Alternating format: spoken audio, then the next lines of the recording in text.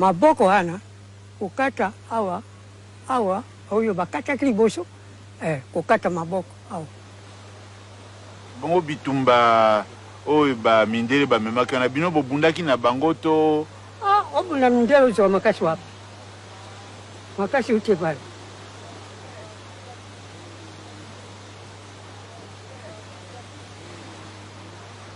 mindelo ya kautu bazalaki mpenza bato mabe nde mabe elutaki koluta mabe kokoto na zamba bokoti na zamba te bokobika wapi eyali likambo monene bongo wana bazosenga bomemelaka bango kautu ntango nyonso kautu tomonaki mpasi mpenza.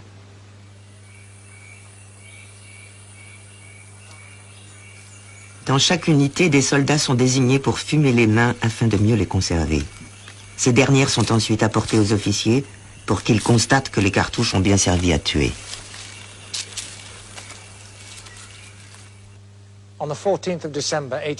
Le 14 décembre 1895, M. Schöblom, Mme Banks et moi-même avons aperçu un garde avec un panier rempli de mains fumées. Nous avons demandé au garde de nous montrer combien il en avait. Il les a sortis du panier et les a alignés sur le sol. Il y avait là 18 mains droites d'hommes, de femmes et d'enfants. Le garde a voulu battre la femme qui portait le panier pour lui, car il prétendait qu'il y avait 19 mains et qu'elle en avait égaré une. Se peut-il que le roi des Belges ne soit pas au courant des pratiques barbares de ses serviteurs ?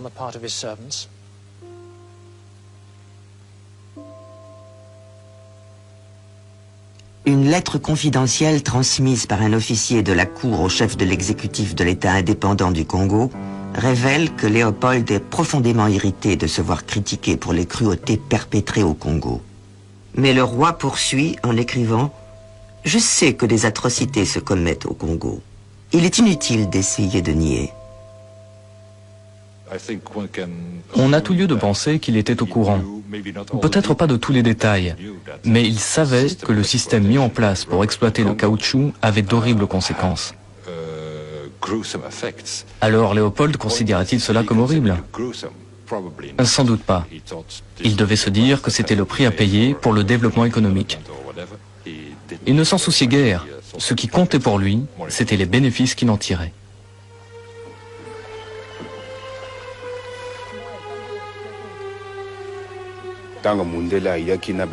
Les hommes blancs sont arrivés avec les soldats afin de nous faire la guerre. J'ai fui avec mon petit garçon sur les épaules. Une balle a sifflé à mes oreilles. Elle ne m'a pas touché, mais je suis tombé par terre. Je me suis relevé et j'ai laissé l'enfant afin de courir plus vite.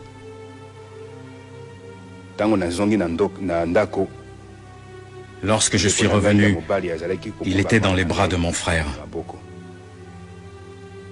On lui avait coupé une main et un pied. J'ai pris soin de lui.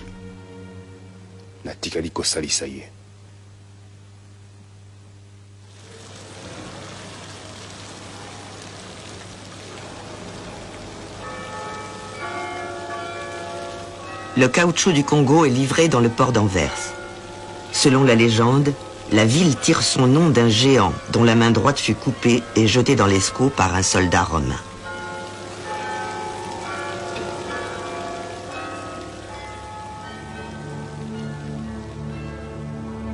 À Anvers, on fait rarement le rapprochement entre le symbole de la ville et les mains coupées au Congo. Comme si les crimes dans ce pays étaient oubliés, ou pire, n'avaient jamais existé.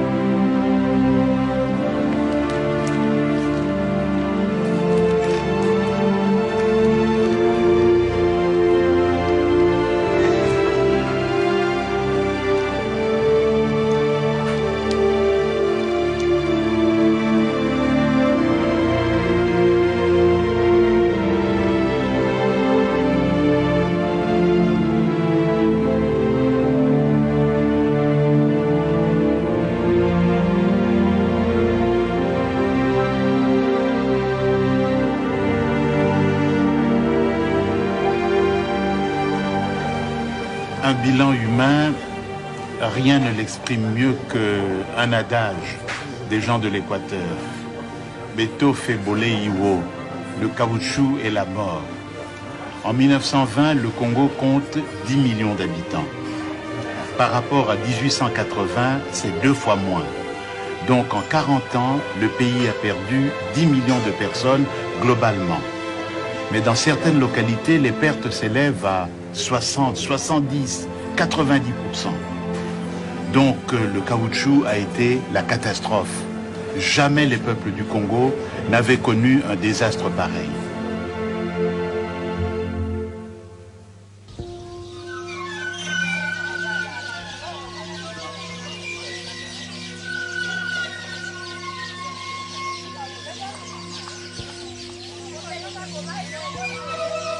Un grand nombre d'atrocités sont commises dans la province de l'Équateur. Léopold II a divisé le Congo en districts. Chacun est sous l'autorité d'un commissaire, le plus souvent recruté et payé par l'armée belge. L'Équateur est sous l'autorité d'un officiel considéré comme un des personnages les plus infâmes de l'État indépendant du Congo. Léon Fiévé excelle à user de violence pour augmenter l'exportation du caoutchouc. Il récoltait d'énormes quantités de caoutchouc, au rythme d'1 tonne par jour, dit-on. Des rapports sur le Congo affirment qu'il a fait mutiler plus de 1000 indigènes. On rapporte aussi qu'il se vantait de ses actes de cruauté. Les conséquences de cette violence sont toujours visibles aujourd'hui, car des milliers d'indigènes ont fui le district et n'y sont jamais revenus. En 1896, le baron Théophile Waïs, gouverneur général du Congo, fait une visite officielle dans le district de l'Équateur et le qualifie de pays des horreurs. Léon Fiévé ne ressent pas le moindre remords de son impitoyable violence. Il sait pertinemment que la seule raison d'être de l'État indépendant du Congo est de rapporter de l'argent avec le commerce du caoutchouc. Pour Léopold II, Fiévé est l'employé parfait. Il est dévoué, efficace et ingénieux. Je réunis les chefs des villages voisins et leur ordonne de me rapporter un certain nombre de chikwang, du poisson, etc. Au jour convenu, pas de chikwang. Devant cette mauvaise volonté manifeste, je leur fais la guerre. Un exemple suffit, sans tête tranchée, et depuis lors les vivres abondent dans la station. Mon but est en somme humanitaire. Je supprime 100 existences, mais cela permet à 500 autres de vivre.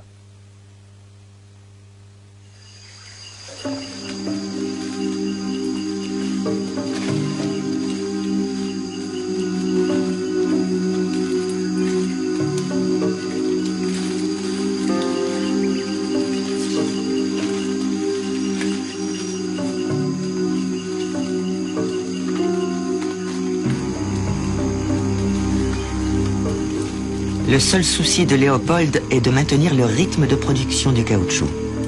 Mais pour que les Congolais travaillent dur, il faut que les agents du roi travaillent dur aussi. Un courrier confidentiel parvient au gouverneur général. Léopold transmet sa cupidité à ses agents. L'État décide de leur verser une gratification pour stimuler leur zèle.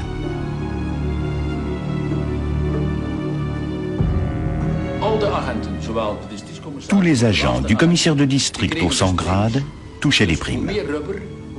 Plus il y avait de caoutchouc, plus la prime augmentait. Et comme ces agents voyaient qu'ils pouvaient tuer, incendier, voler et commettre des actes sadiques en toute impunité, tous les moyens étaient permis. Le système mis en place est le socle même de toutes les horreurs, j'en suis convaincu.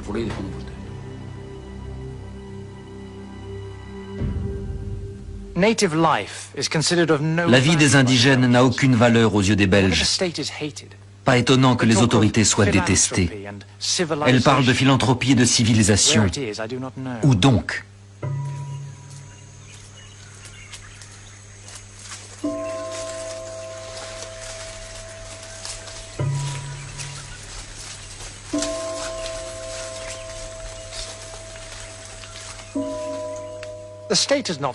L'État n'a pas supprimé l'esclavage, il a uniquement instauré un monopole en expulsant la concurrence arabe. Ce n'est pas un procédé raisonnable pour coloniser le pays, c'est de la pure persécution. Si les Arabes avaient été les maîtres, on les accuserait de trafic inique de chair humaine. Mais sous l'administration de l'État indépendant du Congo, il s'agit simplement d'une étape vers l'émancipation des indigènes.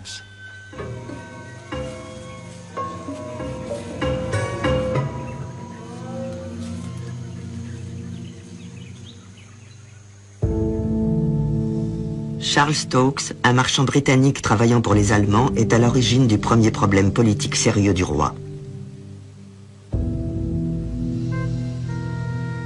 Léopold protège jalousement son commerce exclusif au Congo en totale contradiction avec les accords signés par les puissances européennes à Berlin.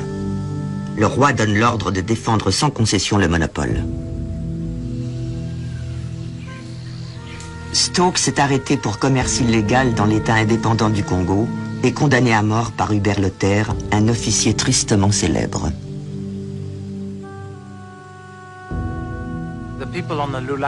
Les habitants de la rivière Lulanga le surnomment l'Ofembe. Il y a 4 ans, il est arrivé avec une troupe de soldats noirs et a installé son camp. Il a envoyé chercher le missionnaire afin qu'il use de son influence pour faire revenir les indigènes. Croyant avoir affaire à un officier d'honneur, le missionnaire a persuadé les indigènes de venir à la station. Dès qu'ils sont arrivés, Lothaire et ses hommes ont ouvert le feu sur eux.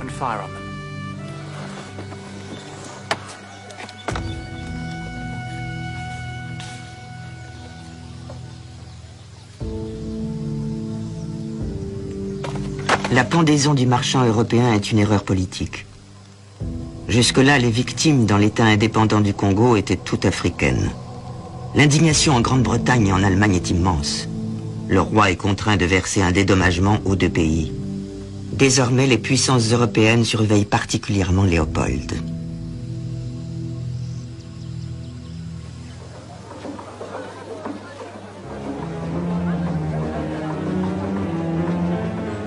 Leur seul désir est d'extraire un trésor des entrailles de la terre, avec des intentions aussi peu morales que celles de cambrioleurs fracturant un coffre.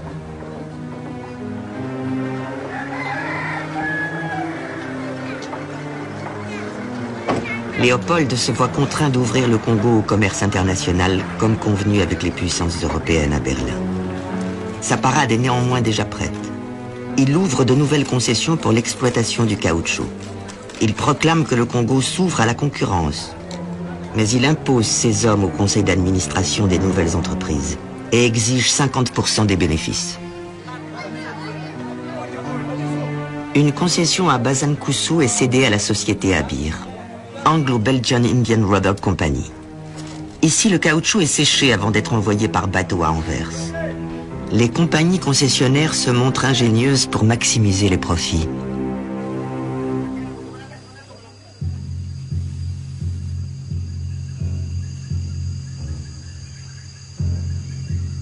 Les nouvelles sociétés de Léopold prennent en otage les épouses des récolteurs de caoutchouc.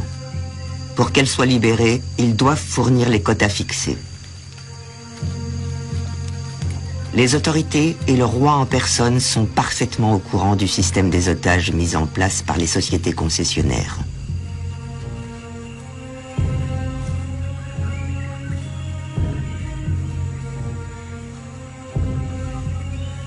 Sur un document à l'entête de la société concessionnaire, on note le nom des otages, leur provenance, le temps de leur détention et leur état de santé. La procédure est institutionnalisée. Les agents des sociétés reçoivent une licence officielle les autorisant à prendre les femmes en otage comme bon leur semble.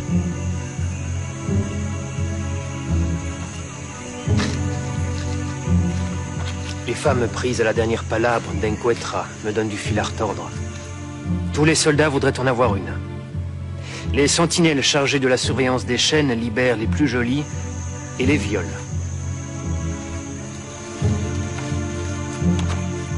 Un missionnaire demande à un chef de village combien de femmes ont été prises en otage. Il lui répond « Comptez les grains de sable, homme blanc ».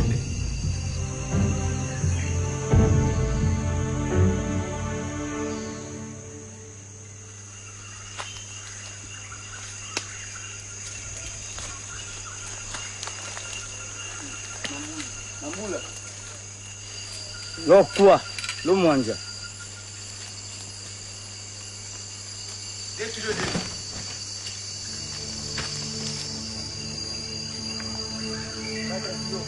Le moment de vérité dans l'État indépendant du Congo de Léopold II a lieu tous les 15 jours, lors de la remise du caoutchouc.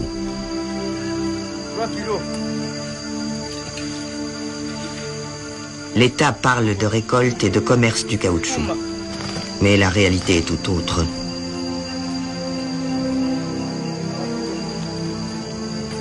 Pour les récolteurs, c'est le jour où ils revoient leur épouse ou bien reçoivent un châtiment à l'issue parfois mortelle quand ils n'ont pas atteint les quotas fixés. Pour les agents, c'est le jour du calcul de leur commission. Et pour le roi, c'est la confirmation que ces nouvelles sociétés concessionnaires sont efficaces et lui rapportent encore plus de richesses.